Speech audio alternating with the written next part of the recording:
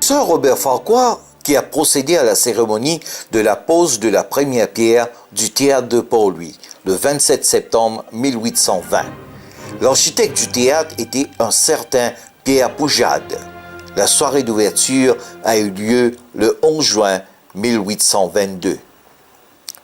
Le théâtre de Port-Louis, il est bon de savoir qu'avant d'être construit à l'emplacement actuel, n'était qu'une simple salle de spectacle située au jardin de la Compagnie.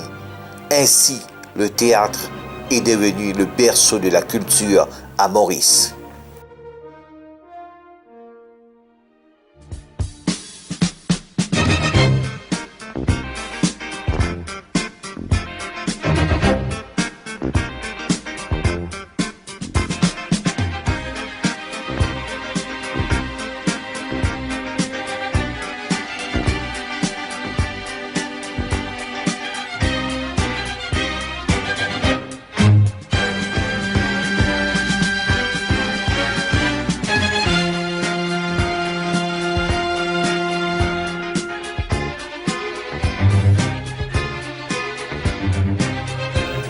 Ce même théâtre a accueilli au fil des années des activités culturelles et artistiques telles l'opérette, la comédie musicale, la pièce engagée de Devi Rasomi, les mariages, les fêtes entre autres.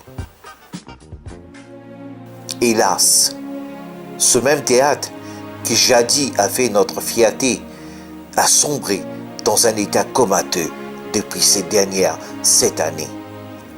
Plus de symphonies, plus de comédies, plus de soirées événementielles.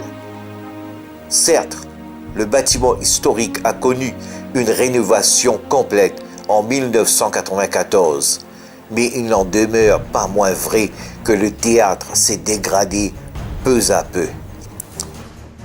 Malheureux et triste soit-il, le théâtre de Port-Louis n'a pu ouvrir ses portes depuis 2008. Si en 2015, le gouvernement était venu de l'avant avec l'idée de Port-Louis by Night, qui avait connu un bon succès, force est de reconnaître que le spectacle était sur les murs extérieurs. Les planches du théâtre étaient, elles, restées tristes et muettes. Par ailleurs, Omar Colligan, Lord maire de Port-Louis, et Anwar Asnou, ministre des collectivités locales, ont donné des garanties que la rénovation du théâtre va débuter incessamment. Soulignons que le théâtre de Port-Louis fêtera ses 200 ans en 2022. Les artistes et les amoureux de la culture n'ont qu'un souhait, que le fameux théâtre de la capitale renaisse de ses cendres, tel le phénix.